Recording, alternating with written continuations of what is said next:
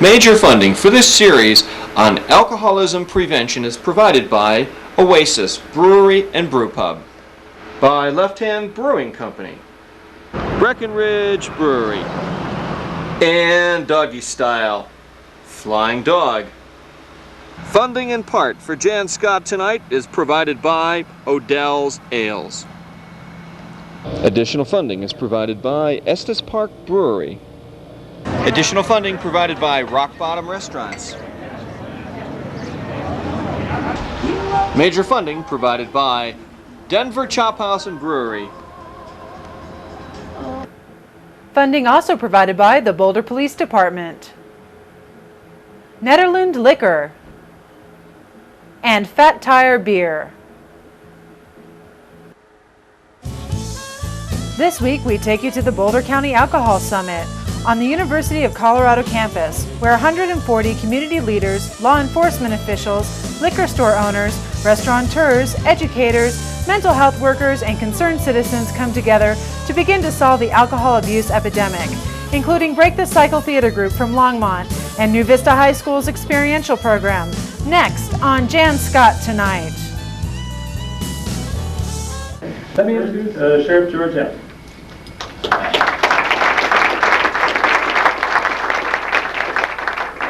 Thanks and welcome to everybody. Just want to point out to you that we have here today in this room representatives from the university, from law enforcement, from local governments throughout the county, from liquor licensing authorities, from the faith communities, the churches, the alcohol beverage industry, the schools, businesses, health department. This is the group that can take action on this problem. And I'm very excited to have you all here. I wanted to share just a couple of thoughts with you. And the first one is that we are all past the point of knowing what the problem is. We know that the problem in Boulder County is abuse of alcohol. We as a culture have been through a lot of history with alcohol. And we're at a point where we have, as a society, have made alcohol our legal drug. It is the drug that is regulated by law, it's legal to sell, and it is also a drug that is abused to a great extent. The National Institute of Justice released research just a year ago that showed, really for the first time, although a lot of us in law enforcement have known it all along, that alcohol is the only drug that increases aggression.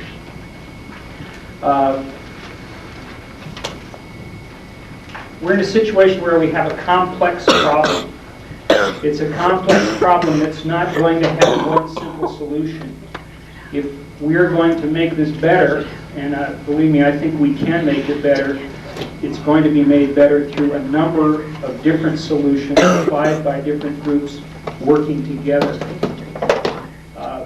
I think that there's a tendency or a possibility that, or even a likelihood that the people that are gathered here together could be polarized, could look out for their own interests and not respect the interests of other people. And what I would want to urge is that we not do that we work together as a community for our common good, and that we all respect each other's interests, and we respect the fact that the law of the state of Colorado legalizes the sale of alcohol, and that's not something that we're here to change today.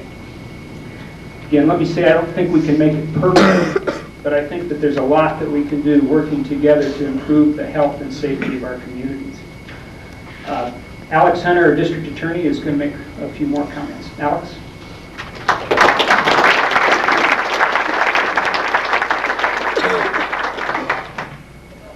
I join George in thanking you for your participation. This is a special community to live in, because I think we have the stuff to look at a problem, to come together, to be smart, creative and imaginative. I think these are some of the kind of hallmarks of what I think about this community that I chose to live in since 1955 when I came to the University of Colorado. I remember driving over Davidson Mesa and looking down on the university that became my home then for undergraduate school and law school, and thinking what a special place it was.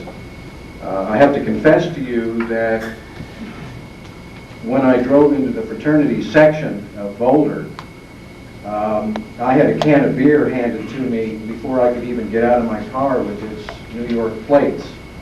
And I had the opportunity to sort of live Boulder and the University of Colorado at that time, and to be caught up in a culture in the mid-50s to the late 50s that was one of, at that time as well as today, get drunk, go to the sink, go to Tulagi's, get drunk.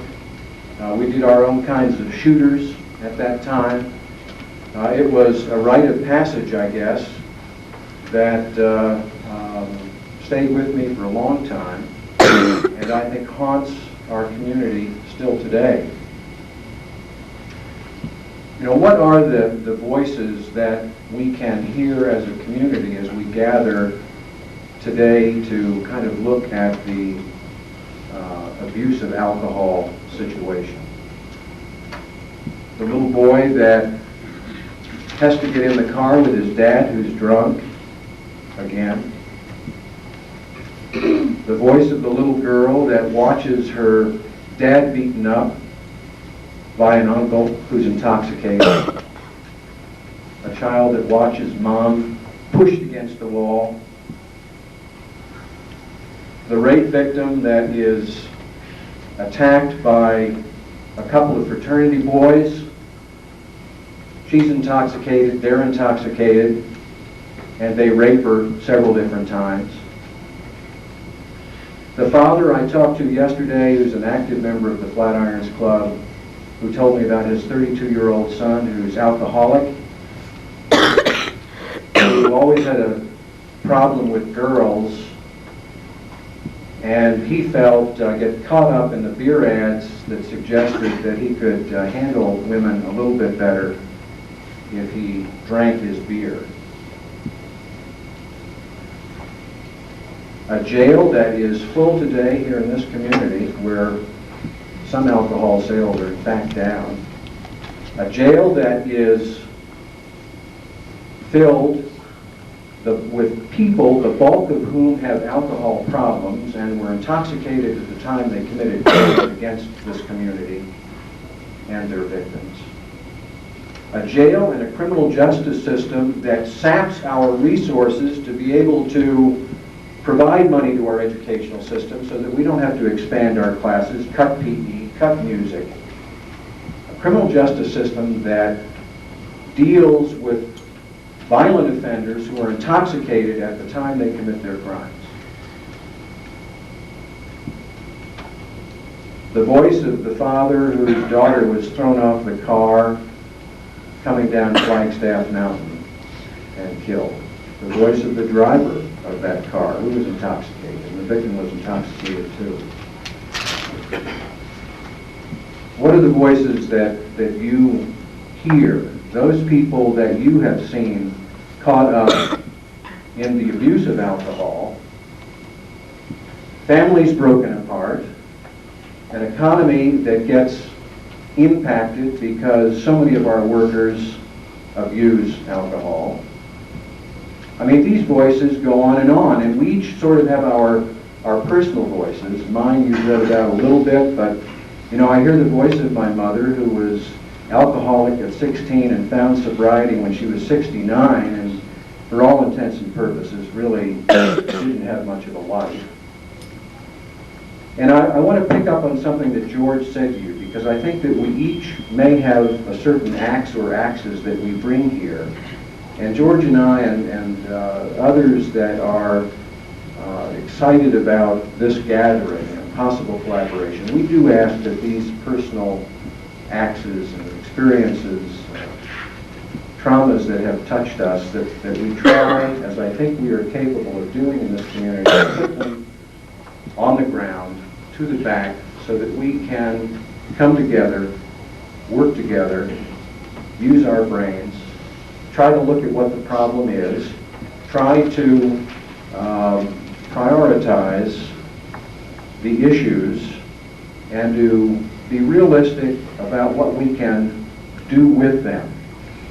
We are very fortunate to have for, I'm going to say entertainment, that's probably not quite the right word, but to have the Break the Cycle performers this morning that I've had the good fortune to have seen do a piece on violence in Longmont within the last, I guess, 30 or 40 days. It was wonderful. Much more impactful words from a DA. They're going to share with you their feelings by way of performance on the topic that we're going to be working on. The performers, and I'm just going to do their first names because some of the last names I can't pronounce. Scott, Jerry, Shauna, Jason, Kristen, and Damaris. Would you welcome these young people with me and thank them for their taking the time to come over and give us this performance.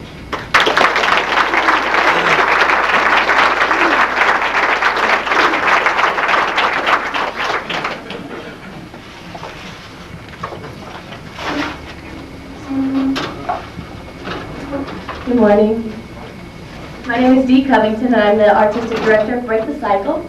And Break the Cycle is a teen theater company. All the beautiful people that you see before you this morning, that's us. We all made it in the rain. And we're really glad to be here. Thank you for having the wisdom to invite young people to your alcohol summit.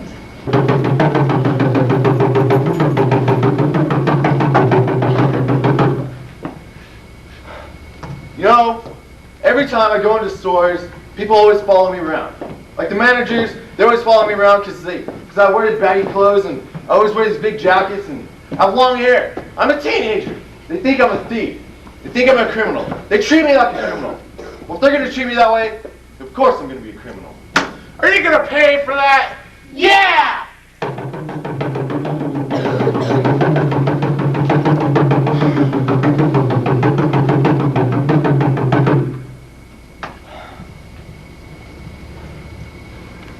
Living in a home with violence and alcohol is very hard. It causes lots of problems. All my problems are caused by my son. He's always screwing up, getting in all kinds of trouble. And he's always drunk. Why do you think I'm always drunk, huh? You think you're the perfect kid? No. No? No. It's right. You're always screwing up. Why'd I have to come pick you up from school and talk to the principal, huh? You should. You think I like doing that? No. No? And I don't like you having come down there and all Well, then you shouldn't screw up so much. It's that easy. All I ask for you is be a good kid. You embarrass me, Dad. You've been like this ever since your mother left. So have you. Huh? You think I like that your mother left? I know it's your fault. You could have stopped. You could have done You something. did it! I didn't do nothing, Dad. Yeah. I know you didn't do nothing. That's what your problem is. You never do anything. You know, but hey, I'm going to be a nice father. I'm going to take it easy on you. I'm not going to do anything wrong. I'm not going to get in trouble.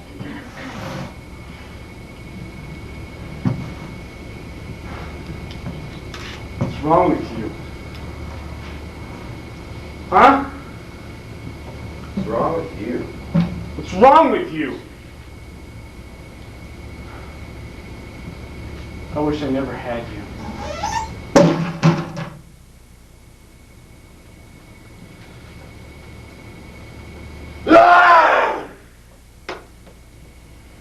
Every night it's like this. He's always drunk and he's always yelling at me. He's always saying, it's my fault, it's my problem, and I need to change. Well, I know I've got a problem. He doesn't know it, though. He doesn't know he has to change. He needs help, just as I do.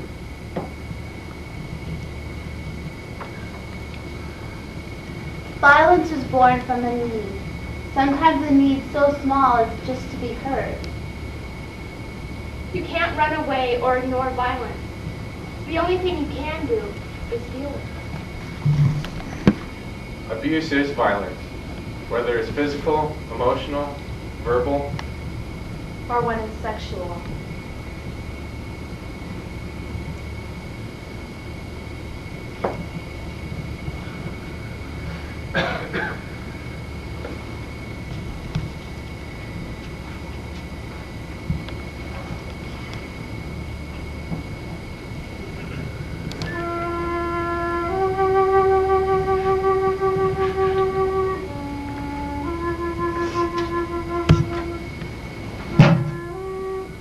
I was dating him about 6 months. It was the best 6 months. He cared for me so much. He would say I was so beautiful. I was special to him. He was special to me. I was so happy when I was with him, you know? All I wanted to do was be with him. That's it. I mean, God. One night he called me up on the phone. He's like, hey Shauna, you want to come over? We'll watch some movies, hang out, talk. So I'm like, sure, why not? So I go over to his house. His parents weren't home again. His parents were never home. I mean, it wasn't unusual, but something didn't feel right to me, you know? Something just didn't feel right. Something was wrong. But I pushed that aside. I'm like, nothing can be wrong. Nothing can be wrong. He loves me. He appreciates me. He respects me. Nothing can go wrong. So I sat down and we started watching a movie, and he took a hold of my hand, and then he put his hand to my face, and he would always trace my face. I felt so beautiful. We started kissing and making out, and things got a little bit too fast for what I wanted, so I'm like, okay, let's just slow down. Let's just stop. Let's just watch the movie. He's like, okay, that's fine. Whatever you want. And then he started again. But it was different. You know, it was more violent. It's not what I wanted at all. It doesn't look like me. I never did anything wrong to anybody. Should have been raped. I mean, my God. He started doing this and I'm just screaming, no! God, no! Listen to me, can't you hear me? Please listen to me. My God, please listen to me. My God. Can't you hear me? Please, no. I thought he loved me. I thought he really, really respected me. The whole entire time he kept saying, I love you. Oh, Shauna, God, I love you. I love you so much. He didn't mean it, you know? He didn't mean a word he said. I mean, if love is when you hurt somebody, I don't want it. I don't ever want to love again. I don't ever want to hear those words again.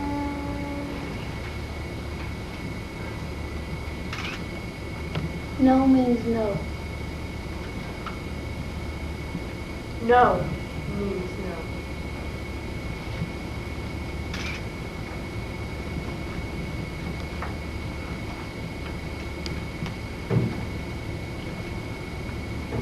Open your eyes and your fists.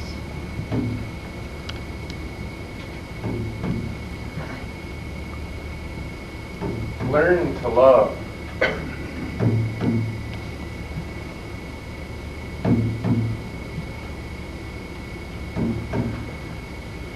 Stay and deal with the problem.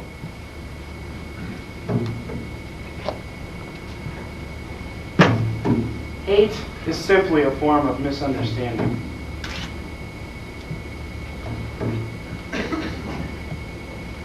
Use your voice and have your own personal power. Find your strength inside yourself. Go to an environment where you feel strong and don't be manipulated.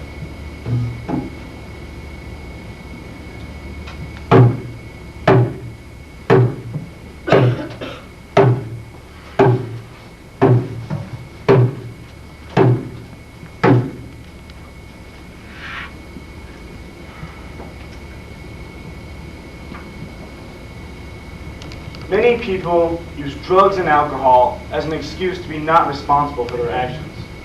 Drugs and alcohol is no excuse. None. Alcohol is the leading cause of death among guys my age. That's teenagers. 71 people die every single day in alcohol-related accidents. Why? If you are thinking about getting behind the wheel of a car after you've been drinking, think again. You're not just endangering your own life, you're endangering everybody else's. What for? By the time we become teenagers, we watch over 1 million ads saying that alcohol is something good. What? 50% of all people will be in alcohol-related accidents in their lifetime. You guys, that's half of us. Hey, Shauna, what are you doing down here? Come on, everybody's upstairs having a good No, time. that's okay.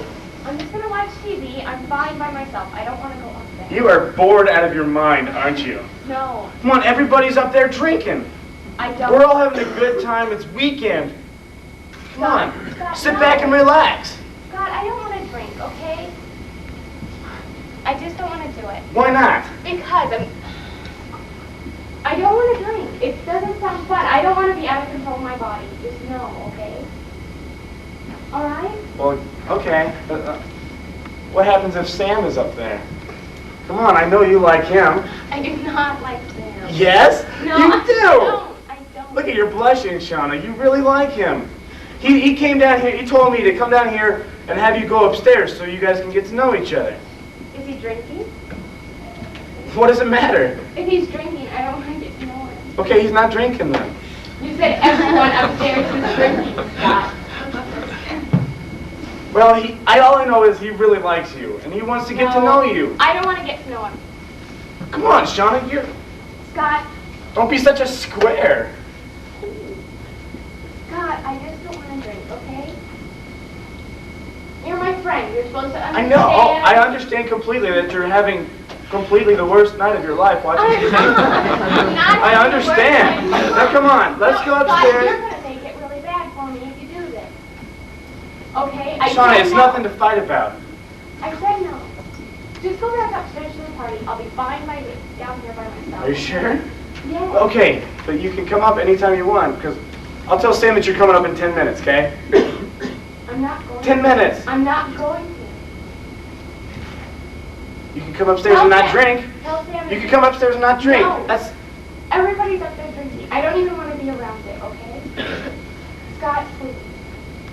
okay. Well, Please. Tell Sam. I'll go back up to the party, and you're coming with me.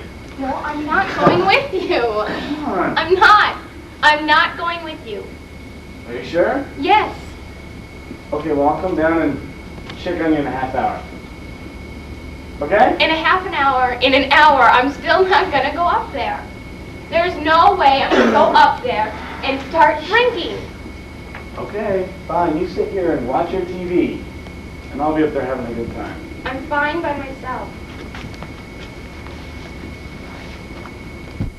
He doesn't get it. He doesn't get it at all. You know? What is that? To have a good time, you have to drink. Please. That's so stupid. You know, sometimes I think that the only reason why they drink is to forget about all their problems. Probably true. That's probably why they do it. Fact is, after they're done drinking and the next morning, they'll have more problems to deal with.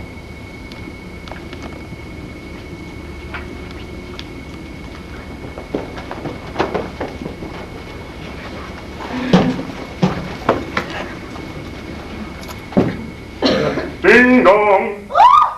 They're here!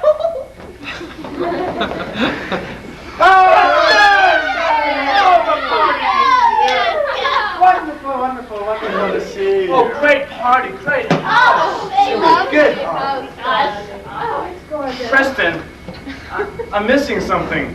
Oh, Quite thirsty. I have some lucky beer. Yes! Give me one. Here's a cold one, Scott.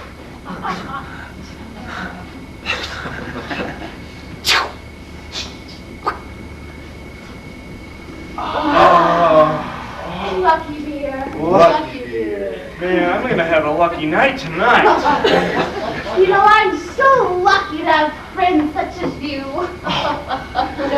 No, we're all so lucky that we're all so talented. We're so lucky. We're so civilized. And beautiful. You are lucky to have friends like us. We're so lucky to be successful. Everybody that drinks lucky beer is sexy and rich. Lucky beer! Guess what would happen to me last Saturday? What? Okay, I was walking into the convenience store. No. To buy some lucky beer, of course. Oh, yes. And I was standing in line, and I found $1. So I picked it up, and I handed them my lucky beer, and then I opened one because I was really thirsty. And I bought a lucky 7 scratch ticket. Guess what? I won $1 million! Lucky beer! Oh, you guys remember that I went on my modeling job the other day and I had a few sips of lucky beer before I went and Oh, of course. well, Cindy Crawford was supposed to be there, but she broke her nose. Oh, darn! So then I got home that night, and on my machine, there was MTV calling to see if I wanted to do a show, and Richard Gere asked me on the Whoa! Thanks to Lucky Beer. Lucky beer!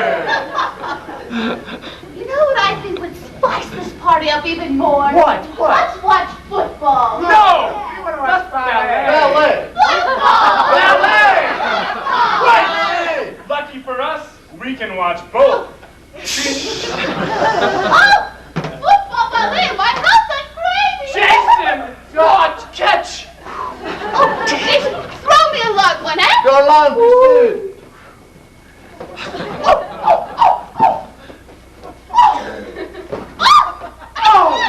Nice catch.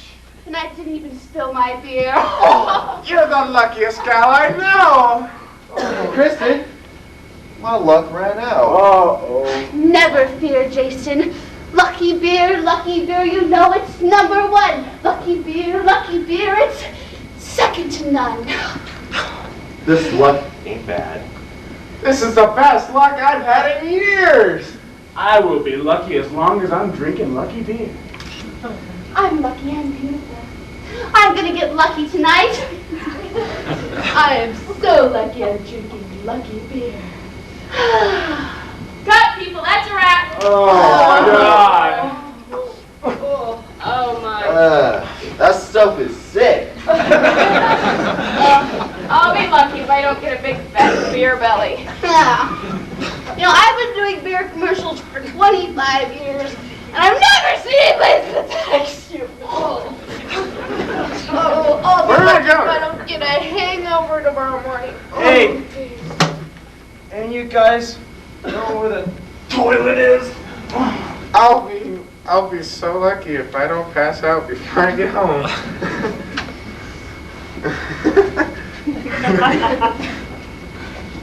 I'll be lucky to make it home.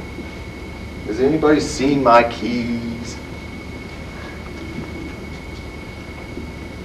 Oh, by the way, Jason, don't forget the $2 tomorrow, okay? Yeah. All right, cool.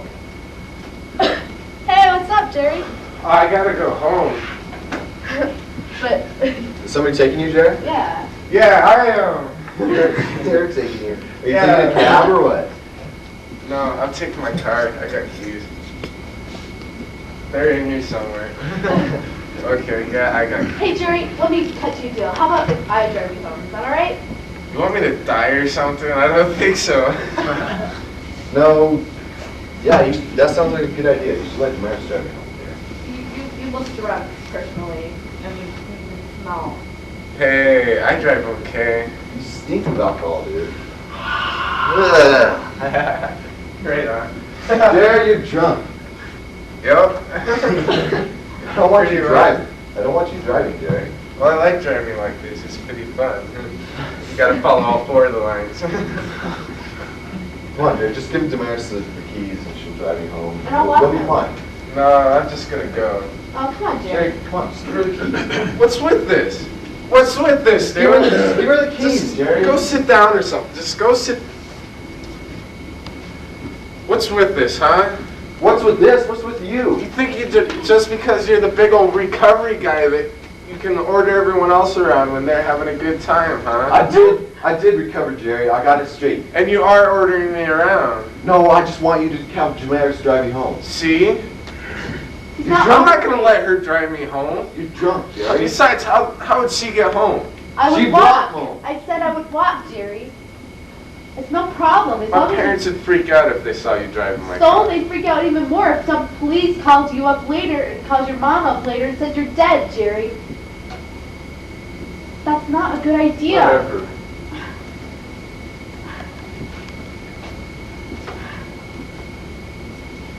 I hate it when he does this. Every night he goes to a party, he's always drunk and he's always doing this to me. And I'm never able to take the keys. I could have had it. I could have them right there. No, you tried your best. There's no way you could have changed his mind. I could have had them though. I could have. There's no way. Well, I'll bring you your $2 tomorrow. All right.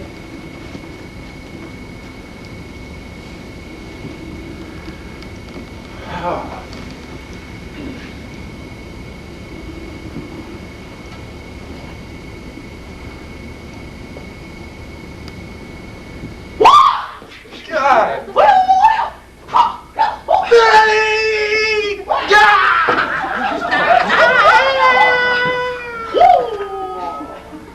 Come on, you gonna kick my ass? What's this? Why are we doing this? You were gonna fight me last night again, dude. I saw that. That was funny, but yeah, you were just a little bit drunk. You were Right. drunk. You're way drunk. Yeah. Somehow I don't believe you guys. I mean, I could tell you wanted to fight me. Somehow I don't believe you guys. It was just last night, dude. Yeah, it happened. I was there. It was at that party. I don't remember it, so it must not have been that important. It was about 10:30. You were going home. You were drunk. I wanted to drive you home. You didn't let me because your parents would kill you. I wouldn't let you drive my car anyway. Oh, well. You already wrecked too. You seriously don't remember it. How could we both remember it if you know? We were sober, Jerry. Because I was preoccupied having a good time, that's why. With beer? Yeah, so? So you were drunk. So that's probably why you don't remember, Jerry. Just go to class or something. Fine, be that way, Jerry. Okay. I told you what happened. If you don't want to believe me, that's your problem. What we're saying is true, dude. No, dude, I'd remember. You're my best friend. I wouldn't do something like that to you. But Come on, you know that too. I wouldn't.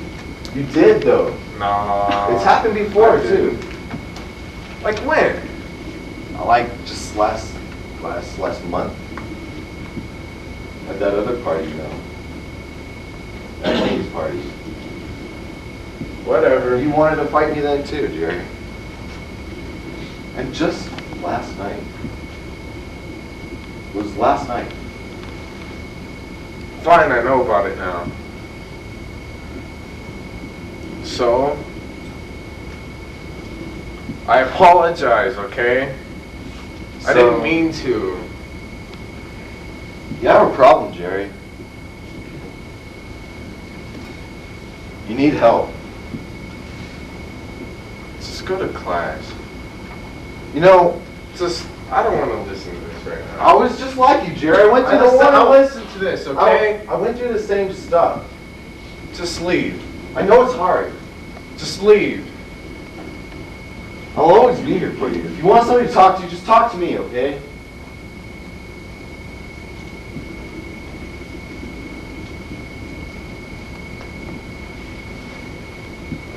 I know I have a problem.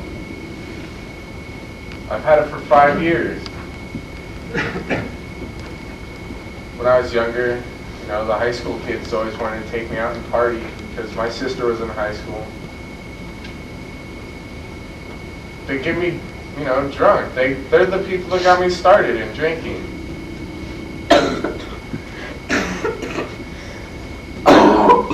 I drink every day, it seemed like.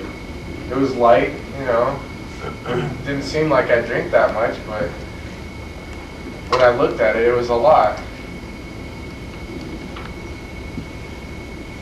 On weekends, I'd go to parties and I wouldn't remember the party that I went to the night before. I wouldn't remember what I did. I wouldn't remember parts of my own life. Parts that I might have wanted to remember. I couldn't remember them.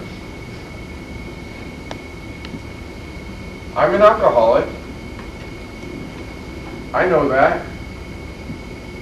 I need to change, I know that. But I also wish it would have never happened. That's my story.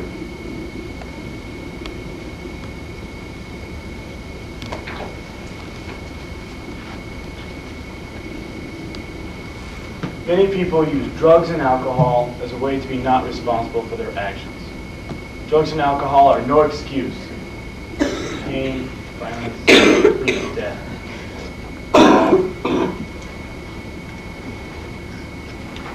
Alcohol is the leading cause of death among guys my age. That's teenagers. 71 people die every single day in alcohol-related accidents. Why?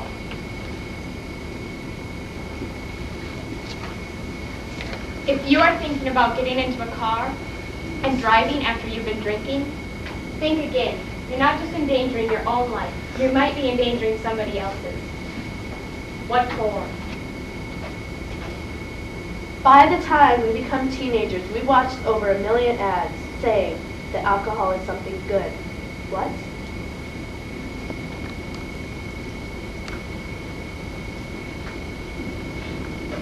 %50 of all people will be in alcohol-related accidents in their lifetime. That's half of everyone. Break the cycle.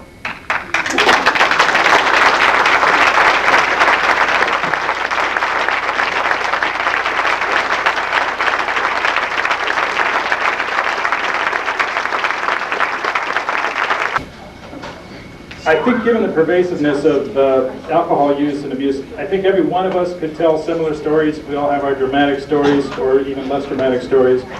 Today, each of us has ideas about mitigating the problem based on your own life experiences.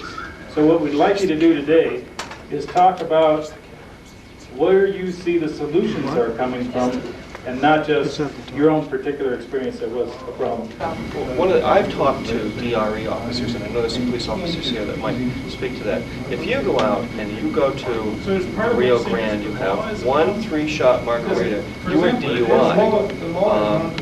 So, I mean, here's a restaurant that sells more Corvo Gold than any outlet in the United States, enough to fund a $250,000 Prime Sports Network shoot out at our reservoir. So you have the bars promoting 3-shot margaritas. I mean, literally, they're pushing it on people. And I think that we should not be so naive as to say that binge drinking is not promoted in this community, in this college community. It really, really is. I've talked to DRE officers who said if they had 10 times the amount of officers out on the street Thursday, Friday, and Saturday night, they could have tons of DUIs. So I don't know what. The group, when they talked about the numbers of ads that they see, is really, I think, critical because, the third graders will write letters to the older kids telling them not to drink, but by the time they become older, they've already seen so many ads that the beer companies promote that tell them that this is socially acceptable, that the scenes are fantastic scenes that they show. They're athletic. They show people, having all this great fun. The expectation out there is that this is great fun. They're filled with women who are in bikinis. I think the messages that they get are very mixed, and I think that the companies have a responsibility in that regard, because for every ad that they say they tell people not to drink or to drink responsibly, they give a contradictory message 5 times over. And I think until we start dealing with the messages that kids receive in terms of what social norms are, then we really are having a struggle, and we're going to butt up against it. Because the schools can tell them every day not to, and they'll go home, and for every message they get, they will see 3 or 4 messages, and on the weekends it goes nuts. Blocking liquor company ads on our cable systems and banning liquor in-store promotions, except for the liquor stores, but like King Soopers and 7-Eleven. Welcome. We're just making was there another hand? I just Yes. wanted to catch Just a couple of comments. First of all, I think we talked about CU's problems of alcohol consumption and in relationship to students. But in my way of thinking, it's a faculty administration problem as well. And I've talked with Chancellor Rod Park, and he tells me that it'd be wonderful if the faculty had some rules and guidelines concerning alcohol abuse and drug abuse also. There have been times the faculty have appeared drunk in class, for example. That is unacceptable. And so those kinds of things ought to be done also. That's really unacceptable. It is very unacceptable. Back to the drug teaching. I mean, that teaches the students there incredible bad things. So logically, it would seem to me that the faculty at CU need to develop their own lifestyle code. I'm sure that Rod Park would be fired if he made the code himself. Not that I think he cares. He's here for a short time out here. But secondly, I represent the churches in town. There are 180 churches in Boulder County approximately. We are very anxious to provide pro-social activity places for our teenagers. And I think that's terribly important. Boulder is an adult playground, and there are not many playgrounds for the children. Meaning by that, there isn't a mini golf place or a water slide or places that are pro-social places for kids to hang out. And that kind of thing is desperately needed. I would just say that there is a lack of sober events in the community that are hip and fun. Yep. And there needs to be a star next to that, because that's a key. Okay, my name is Marty Wunsch, and I was with the Prevention Education Group. And I'm just going to read this to you. One of the things we thought we needed was a media blitz of our community to look at all sorts of issues, to pinpoint the problem, talk about the prevalence in our area. We also felt that parenting programs were very important for parents to have good skills to work with their kids and raise their assets to prevent chemical dependency in the young. We felt these need to be where parents are within businesses and within the schools, recognizing how parents are kind of overloaded people in these days. We wanted to look at forums or community partnerships. Someone suggested doing something on the mall on a Saturday, pairing with concerts that are already going on in our community for, again, raising issues around awareness around the issue of alcohol abuse. We really liked the teen group that presented to us this morning. It felt like that group of teens should perform in all sorts of different forms, and that no matter what we do, we must involve the teens in our community in this effort. We felt that prevention is a spectrum, and at one end of the spectrum is treatment, and we have to address the issues of treatment for our kids and adults at risk using and drinking and drugging. And then we all recognized that there are a lot of services in place already in our county, prevention and treatment and education, that people are not aware of. We get into the agency hat thing, my little territory, and we don't know what each other's doing, and we need to raise some awareness for all of us. And this last point was brought up by a woman in our group who said, you know, we each need to acknowledge that one person working on this issue makes a big difference in our community, and we need to acknowledge those efforts of people. So that was our group, and we're going to be in that corner. We established as a goal, or basically a mission statement, ways to promote family and youth development, and activities to reduce alcohol abuse.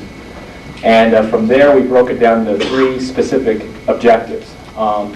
One was to appeal to and involve youth in creating activities to do that do not involve alcohol and meet the needs of diverse populations of the community.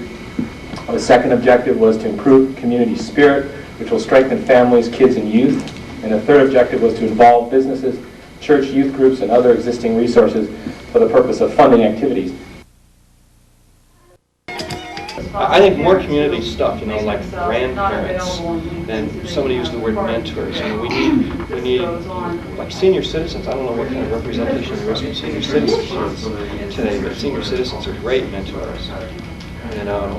And again, you know, the 12-step community can be extremely useful because you couldn't hire enough therapists and alcohol drug counselors to solve the drug and alcohol problem we have here now. So we end up, what happens is we end up with a program, an alcohol drug program, and then they wheel out their poster children and say, see, it's working, give us another $100,000 for next year. And the truth is none of it's working, the system has crashed, and we are in an alcohol epidemic. Funding for the Boulder Alcohol Summit is provided by North Boulder Liquors and by Bailey's Wines and Spirits and the Hotel Boulderado, by Firehouse Liquors, by the Walnut Brewery. Funding for this prevention program on Jan's Got Tonight is provided by Hubcap Brewery. Additional funding for these prevention programs are provided by Andy and Holly Cossey's Beer at Home.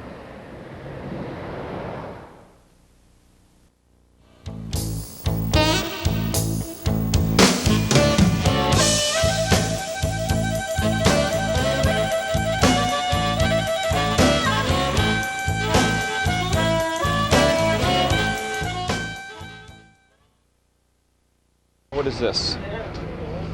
You see, notice the bottles, the caps are off of them, Yeah. seals are broken, underage drinking probably. Really, just walking around with a 6-pack of beer. Open container in City of Boulder, violation. So, Not too smart, huh?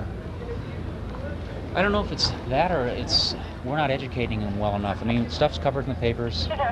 We put out flyers to the incoming freshmen. So since we've been sitting here for 10 minutes, it's 2 kids, 2 girls actually have walked in. Right. With now, what'll happen with her? Get on her. Shoot her. Diversion ticket, and she'll be released. She will. Yeah. And what if she's underage? We will attempt to contact one of the parents or guardian and release her to one of the parents. This a typical night here on the Hill? I mean, it's a little slow right now, but it'll pick up. What is it? 11:15, yeah. I mean, the idea of in 10 minutes I've seen you come in with 2 people with underage drinking. Is that typical? Yeah, in fact, that's kind of slow. We've already taken 1 keg in. 1 keg? Where's the keg? Oh, now, where did this come from? That was a party over west of here. I'm not sure the location, but I think it was 12th Street. Can you see that keg okay?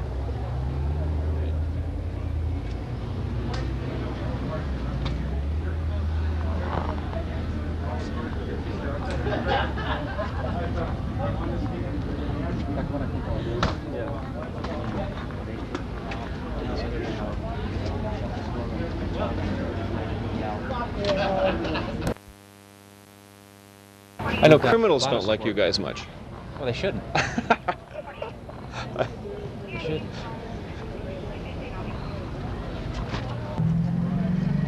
You guys have some impounds for me to relay? Yeah, I know there was that. Turn that off.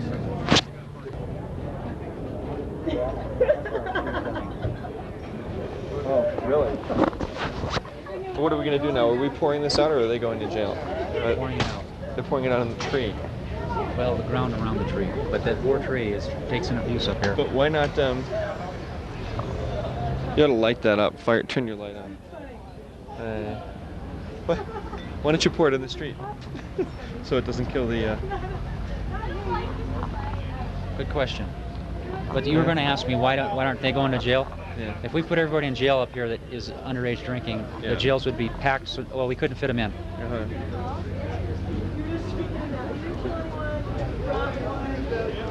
Well, and why don't we dump it in the street instead of in the tree? We don't have to put this part in, but I'm kind of a little curious. That's kind of been our dumping tree for up here. I don't know why. Actually, pouring the beer into the... Okay, turn your light off for a second. Look, see, we're interfering. Next, step back over here so they can't see you. Come here. Stand in back of them. Okay, now you're okay. Now you're out of their line of vision. Okay, if you get around it.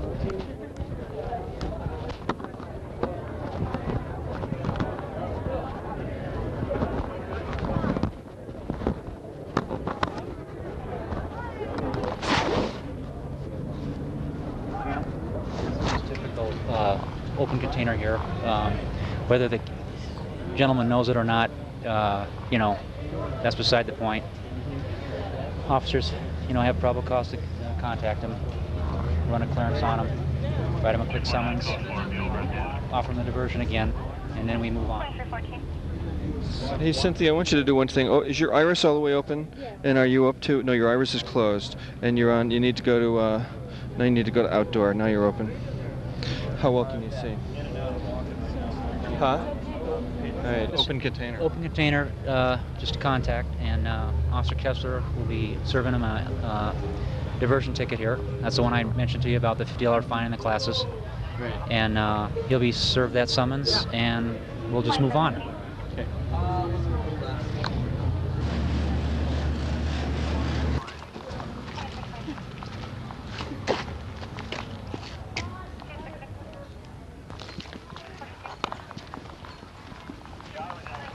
So this isn't an party, is it? I mean, but don't turn your light on, just in fact, come here. Stand to your left, come over here. Look at the door, pan, go straight in and then pan up. This is a frat house then, huh? Yes.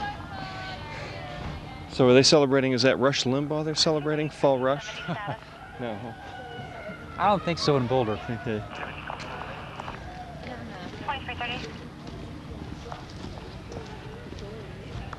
Okay.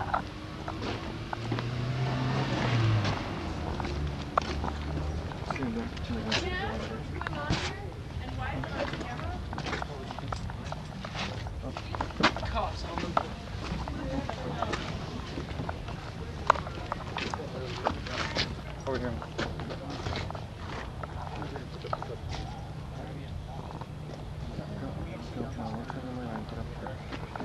Can you tell us what's going on here now?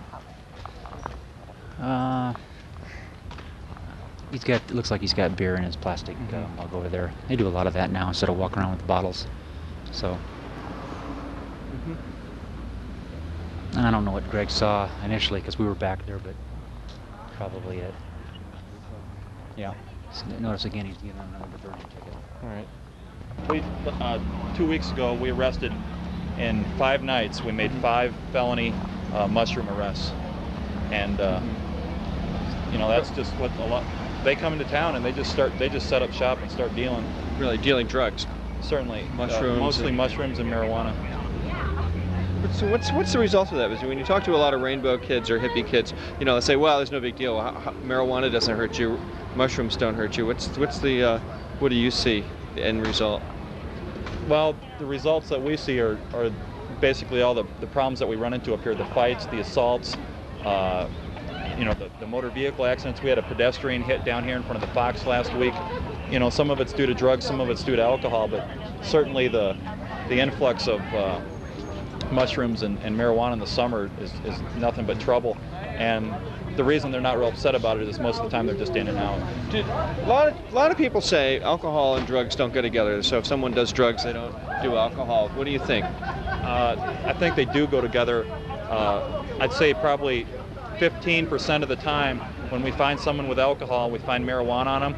Last week we made a DUI arrest after an accident, found marijuana mixed with cocaine in this guy's pocket. So I think drugs and alcohol definitely go together. Not all the time, but certainly Can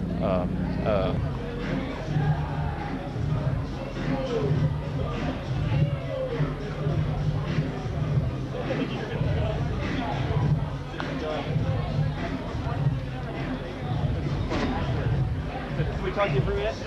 Yeah, great. Hi. We're doing a TV show on drinking. Turn your light on. Come on in here. So, how is it going? You have to ID a lot of people, or you ID about 300 to 500 people a night. How many fake IDs do you find? Anywhere between 20 and 50 a night. People underage try to get in? Definitely, definitely. So what do you do with fake IDs? Well, I confiscate them and I turn them into the police. All right, Tulagis, huh? The tool. Tulagi, the tool. Okay, thanks. All right, no problem. Yeah. Hi. I'm doing, not them. Oh, just shoot inside, yeah. Just fire up, right there. No cameras there, please. All right, thanks, guys. See you later.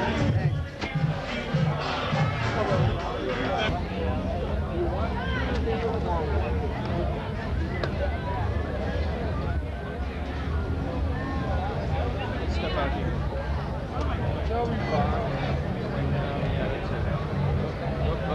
Okay.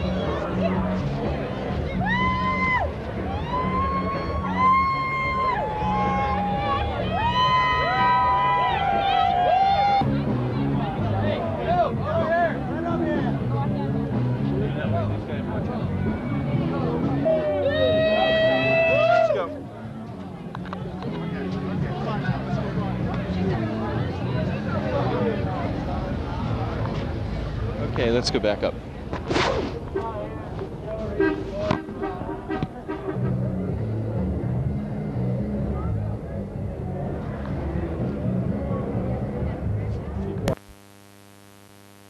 The game, I may shut it down. I don't want any kids to get hit. The problem is? Well, the kids are spilling out into the street more and more. You can see the bottleneck occurring. Yeah. And I just don't want anybody to get hit.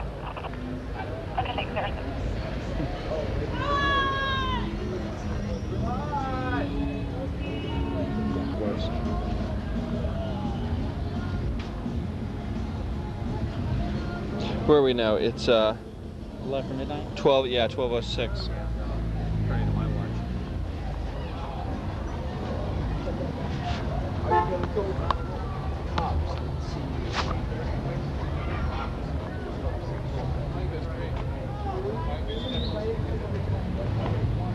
Turn around, turn around.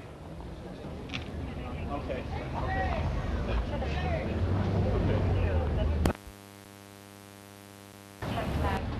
When you show up at a bar fight? Good question. I mean, do they I behave? think they're so caught up in if their buddies are involved in the altercation, they're focused on their buddies. Yeah. Some of the times people recognize us. Usually it's dark and the bars, all like the marquee lights will be out, so we're maybe not so recognizable up front. So there's a lot of chaos for the first couple seconds. When we get in, you've got to really holler, police, stop, break it up, that kind of stuff, to get people's attention, because they're all focused on who's, So you go right in the bar? We go, well, at bar close, we kind of set up around the outside here, because the bar starts, all the bouncers and the employees of the bar start pushing them out, and they start lining up on the sidewalk. You can see in front of the Fox now where they're all waiting to get in. That's what it looks like, and on a decent weather night like this, they all just kind of congregate. And they may last, depending on how warm it is, or, for what have you, they may stay out there for an hour or more. If there was any kind of disagreements going on inside that are still simmering, they erupt outside. Are these mostly like guys, young males that start fighting? Yes. And I think a lot of them are just real spontaneous. They happen, someone bumps into somebody, says something to somebody's girlfriend, or I mean, there's a million reasons why they do this. And it's a 1 or 2 punches, or people start closing in and pushing and shoving, that kind of stuff. And we set up so that we can recognize real sporadic or spontaneous activity in there, and we kind of move in. If they're in the middle of a thick crowd like that, we have a hard time getting to them. We got to push and elbow our way through to get to it. But most of them are bloody nose, black eyes kind of things. We've had a few second-degree assaults where people have been hurt real bad, but most of the time it's just punching and kicking stuff. Guns, knives, any of that stuff? We've had them here. Generally, it's from crowds probably from the metro area, I'd say, kids coming up to party up here.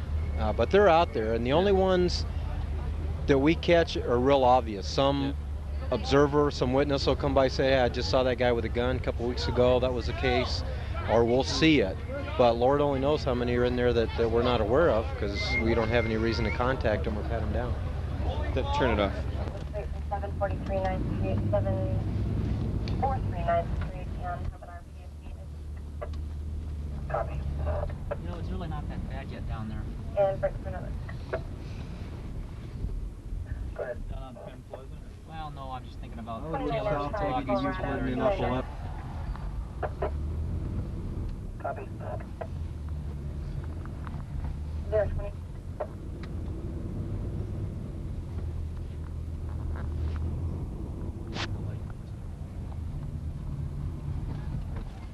No, it's empty. 132. 132. You show myself and 272 in service on the hill. Great. Built-in camera lights on this truck. Pardon? It said built-in camera lights on this truck. That's right. This is great. 211, I'll be back in route last one. Who's doubled up with 272? 020. Ready. So what are you looking for now? Open containers and big, huge parties where people are overflowing, spilling out to the sidewalk and even into streets and that. It'll probably pick up. Oh, it will pick up. Okay. 289-253-141.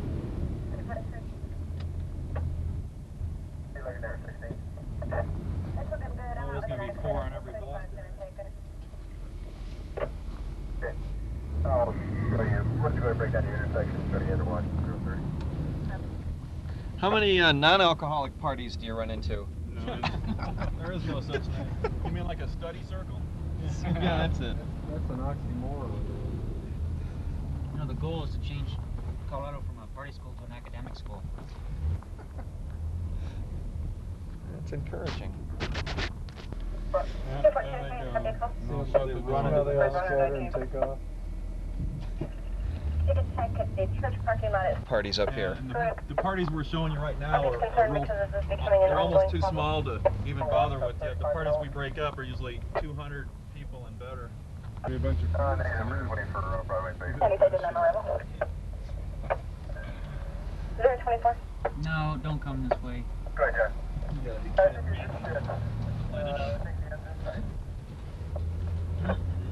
Okay. Excuse me, guys. So break it down. Got them both ways. Okay. There's a drunken.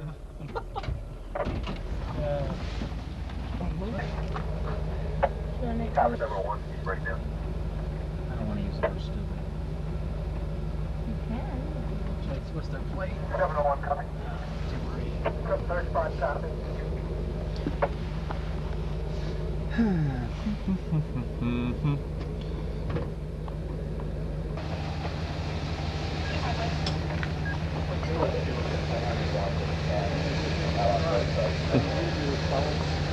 This is sobriety testing. Yes, he's doing nystagmus right now.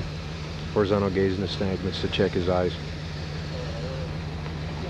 And I thought I overheard him say, Phoebe asked him if he'd had anything to drink tonight. He said a little bit, so. But it was funny when we pulled them over, they're holding up their coffee cups in the windshield to show us it's only coffee.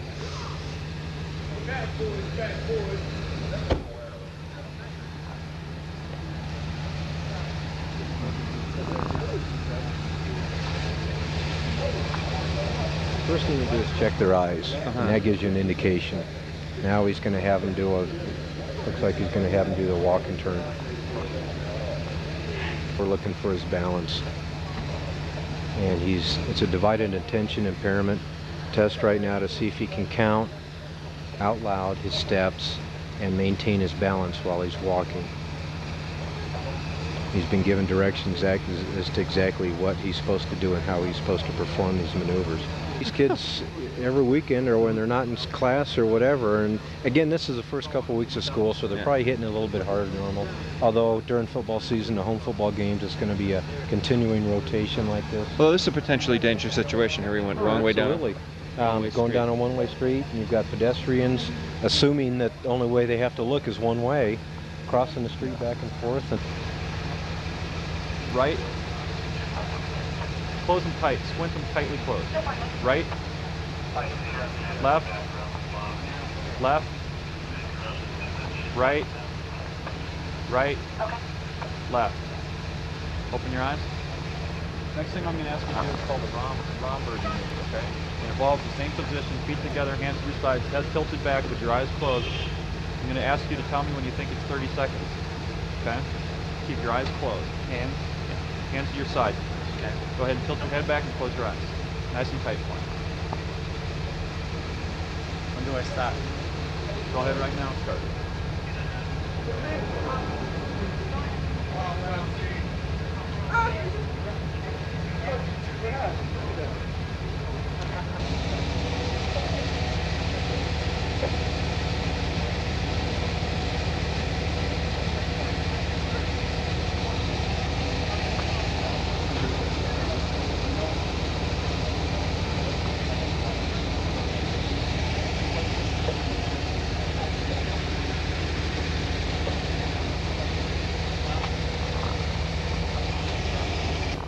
Basically now what they're asking him is if he wants to take a breath or a blood test. Under Colorado law, you're required to take one of them. He can also refuse if he'd like. If he does refuse, he's going to lose his license. Right here on the spot. Automatically, yeah, we'll take it. Now, what's with his truck? His truck will be impounded. It can't be parked here. Obviously, he's going the wrong way on a one-way street.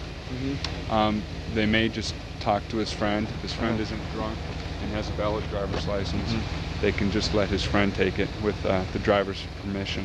Unless he's drunk. Right. If he's drunk, he's walking, and we're going to impound the car.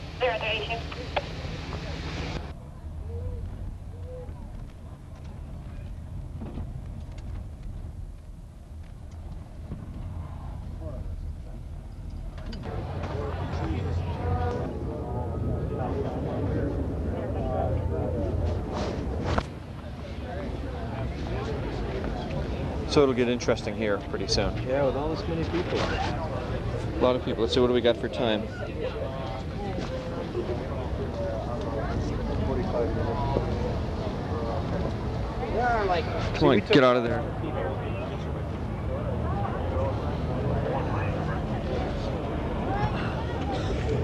I've got a DUI officer coming down here, and the DUI officer will process him.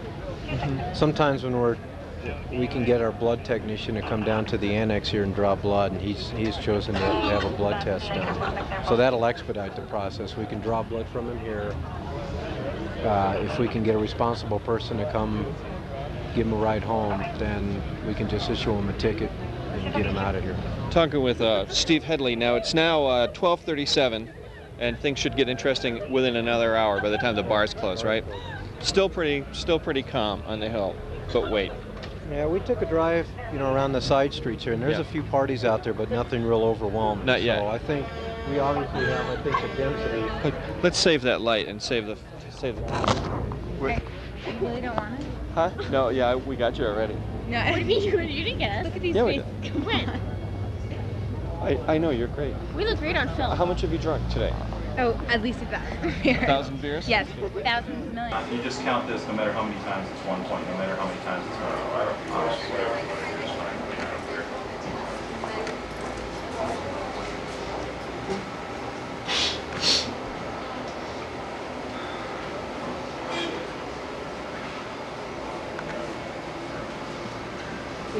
Yeah, problem is we don't have any room left. No, not at this moment.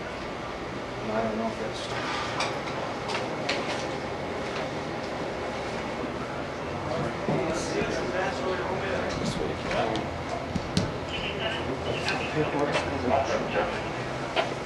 Hey Jeffrey, stand up here please. I was trying to come back. Okay. Explain this ticket to you. Okay. Okay, you've been charged with possession, consumption of alcohol in public.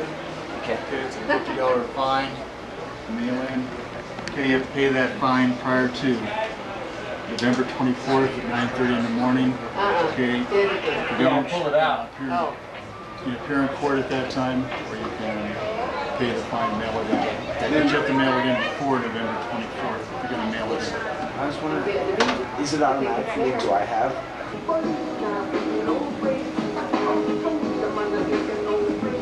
If you have any questions, reference the court date or anything, you can call the courts.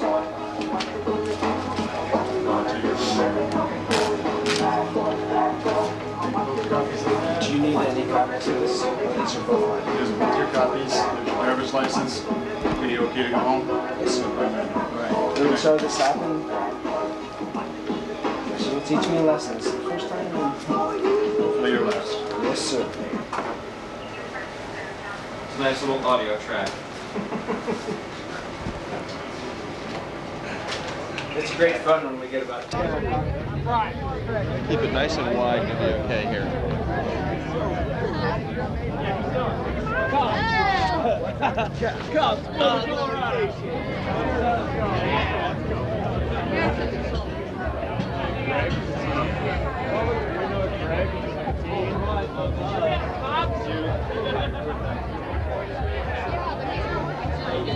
Down.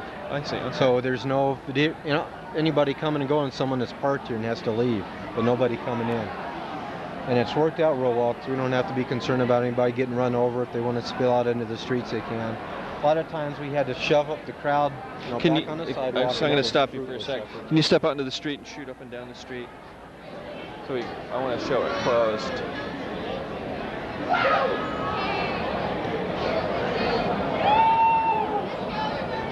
Now we just watch and just look for anything catches our attention.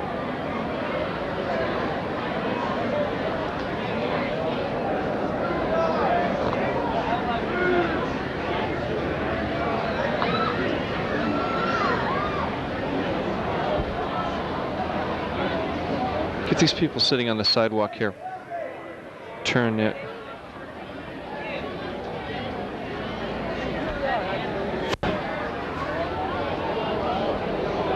Okay. Come on back in here.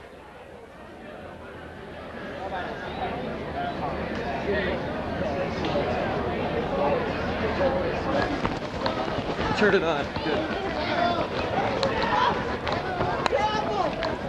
Come on, video camera, get there!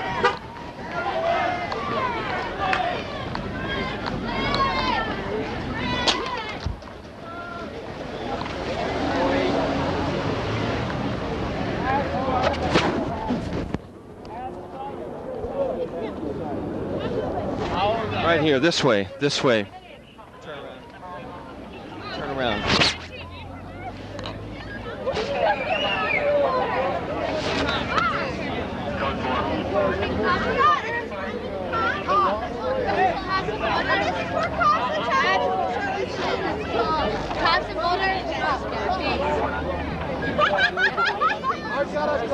Nice, that's good. Light out.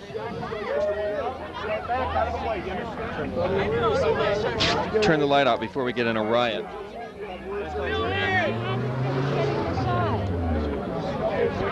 You aren't looking.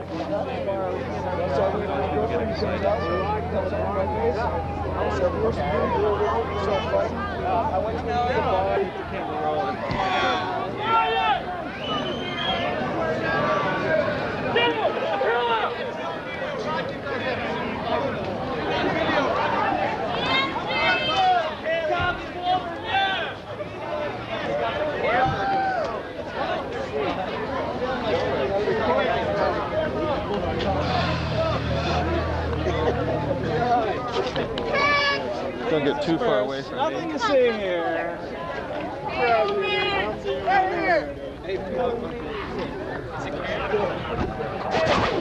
What's going on?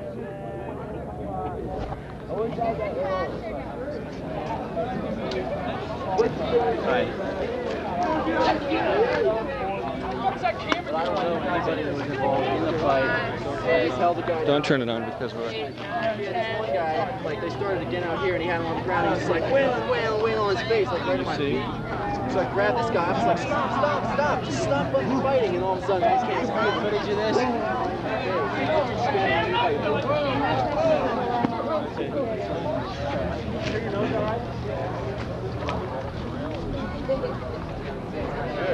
Two guys over there. There was one. They got a fight. Check that. And they came out here, and they were fighting out there, and I was just out front. So they started fighting, and they came around, fell right in front of the street, and the one guy just was wailing on the other guy like over and over and over, right at my feet. So I pulled him off, and I was holding him like that, saying stop. And then all of a sudden, all I saw is something smash me in the face, and I was on the ground. Did you see him? No, she did though. They were fighting each other.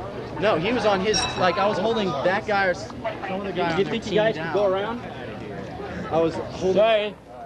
Nice meeting you. I was holding like one of their team down, saying stop fighting. And So what's going on here? This way. Well, these two guys were involved in the fight on front of the sink that you guys just saw. Right. And 132, Roger. So, while this guy's trying to break it up, this guy allegedly kicks him in the face. So, just trying to sort it out now. This guy over here. Right. What's with this guy against the car? We're not sure what he's done yet, so that's what Officer Lefebvre's working on now. But he was somehow involved in it was a three-way. Sure. Okay. Shoot. Okay, just up here with the person in the red. Walk right up there.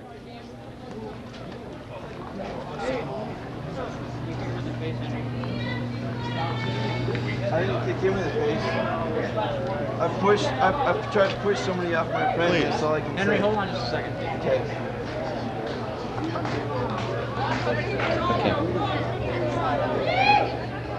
Turn it off. Turn your light off. Let's go right over here. Start swinging this Feel for brawling. We don't want to go. Or you can all call it a night and go home. What do you want to do? I'd rather go home. All right, you wait for his clearance to come back and let me talk to Wick, all right?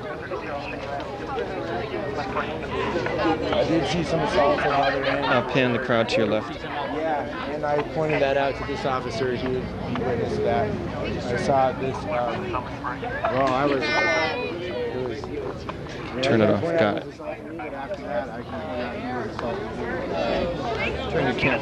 So, Did you see that guy in the red kick that guy in the face? No, I didn't. It was like after I saw him punch somebody, it was like mob scene all over. I got punched a few times, and he went out, like people fell over.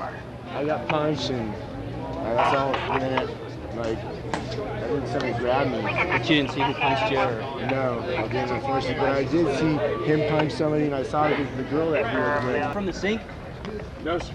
From where? Sailors? Okay. Take that shit for me. Bullshit, dude.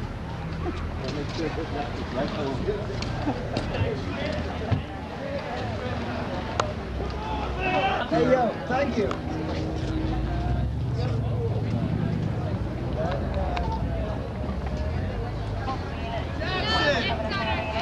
Say hi. Can we say hi to the camera?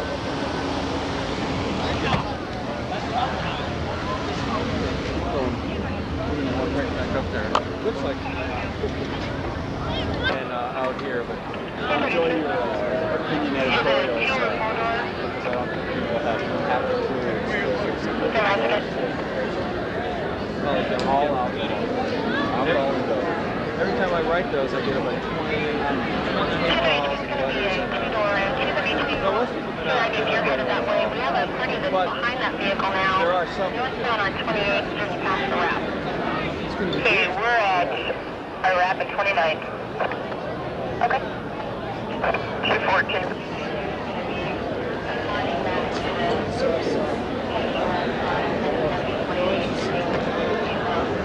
Get the beer flowing down. in on the ID, but you're too far out. Get his ID, and no, not him, the cop and everybody. Okay, good.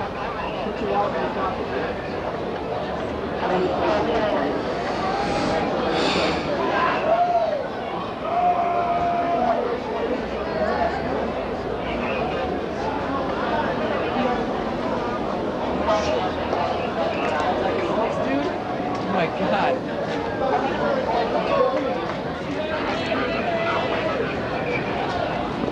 I have a question. Why are they arresting me?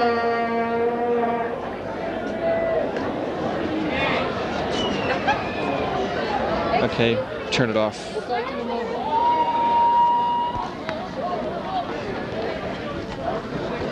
Turn it off, turn the light off. Go, go, go. Stop there! Get rid of him!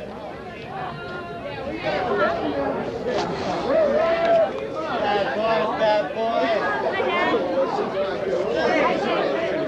Right? Back up!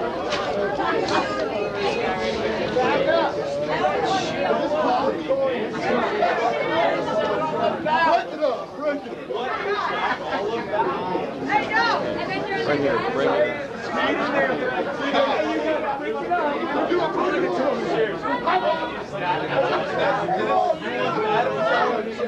I've only had 5 beers tonight. Yeah, that's probably about 14.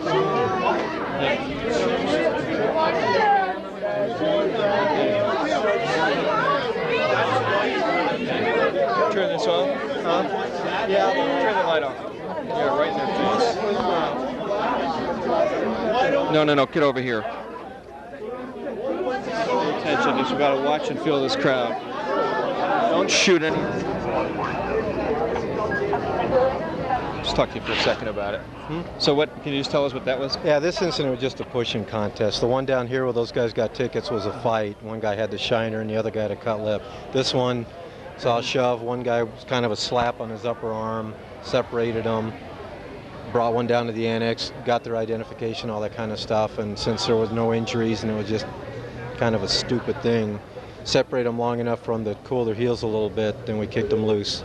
And one guy's going one way and one guy hopefully is going the other way. And that'll be the end of that. Put it up on your shoot everything.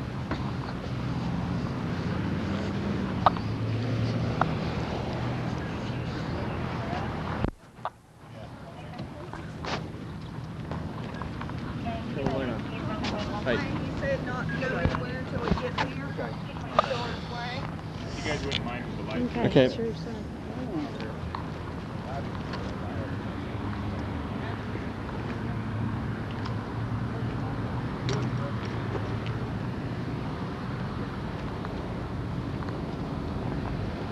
Come here, right over this way. Stand back here and shoot this way. There you go.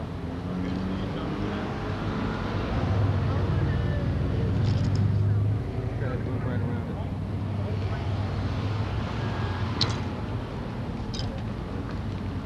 All right.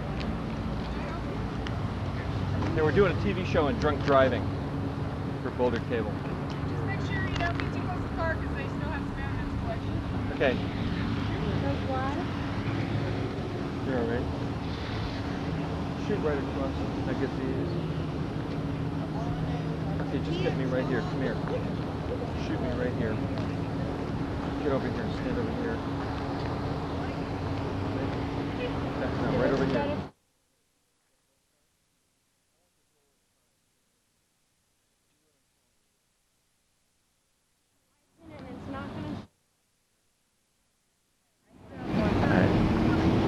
Well, this is what drunk driving will get you. Get your rollover in the middle of downtown Boulder.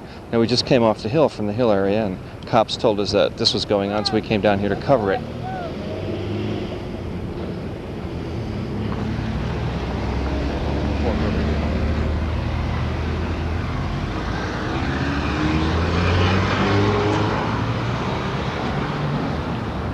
You're there, Marco.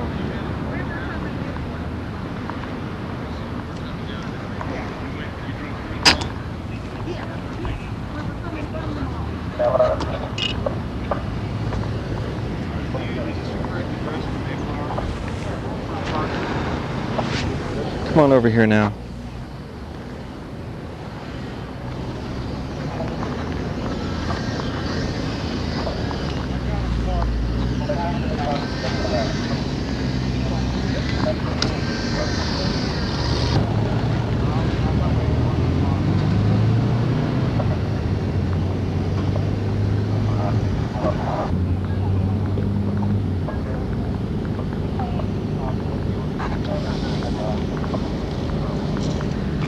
Okay, come here. You 5'8"?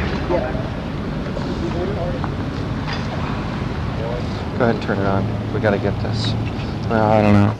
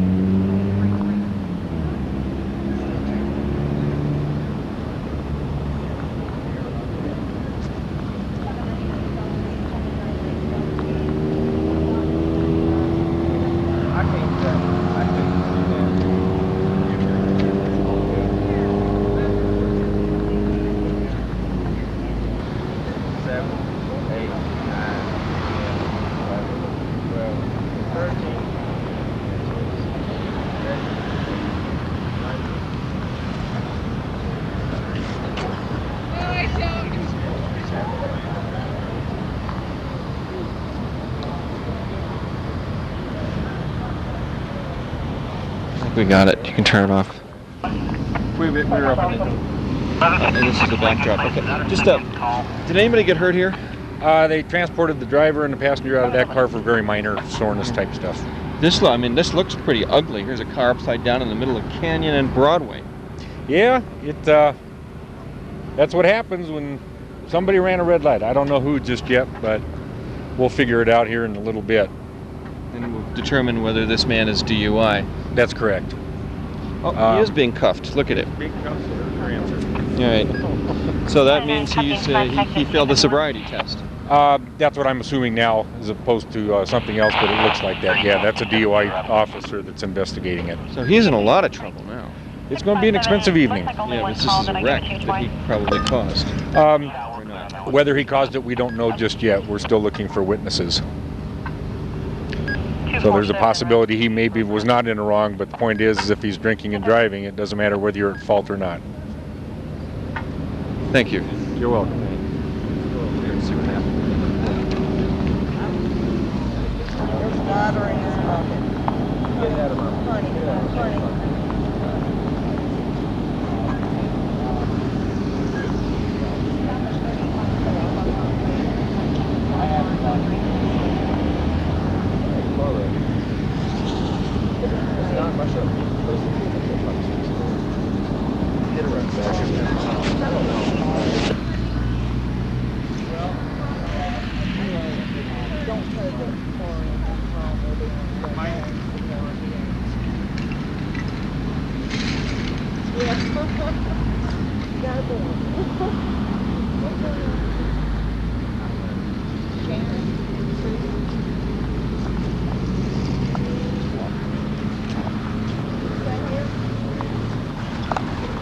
Stand here, right here.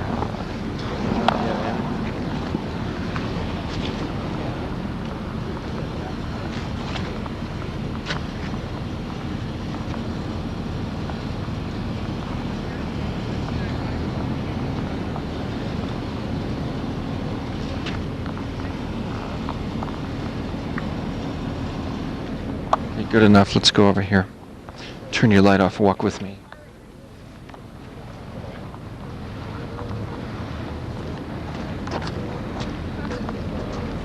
Turn it on until I just want to, okay, just a second here. I just want to clarify where you were sitting. You were over here at the light? I was Okay. 13? Yeah. Okay. Could you see, stop right here, you see the there? Was it green?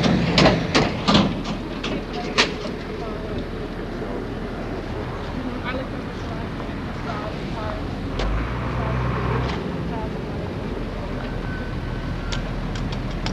I don't know if that helps much. I just saw the hit. You were westbound also? I didn't see him from the house.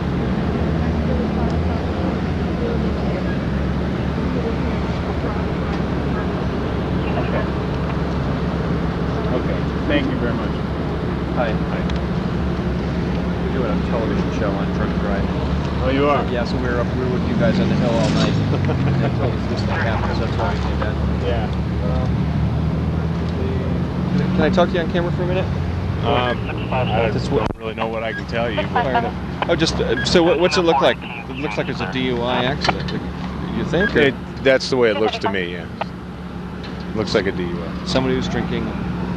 Well, and I could smell alcohol on one of the drivers, so I'm pretty sure that was at least a contributing factor. And he's going to jail? Actually, I'm not quite sure what's going to happen with him.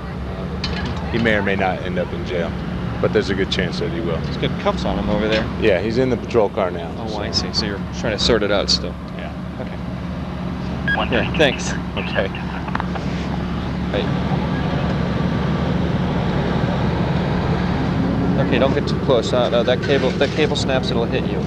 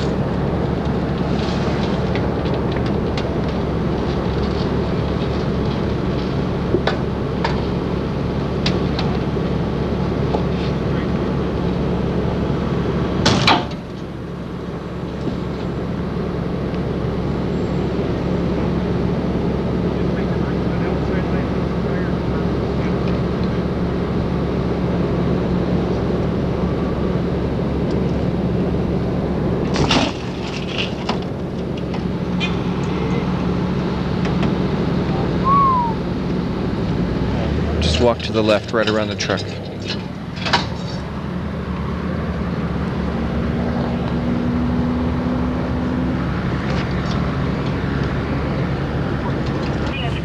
Let's go. We'll go home. We got. Okay. Thanks, Rob. State Farm. Yes, it should be.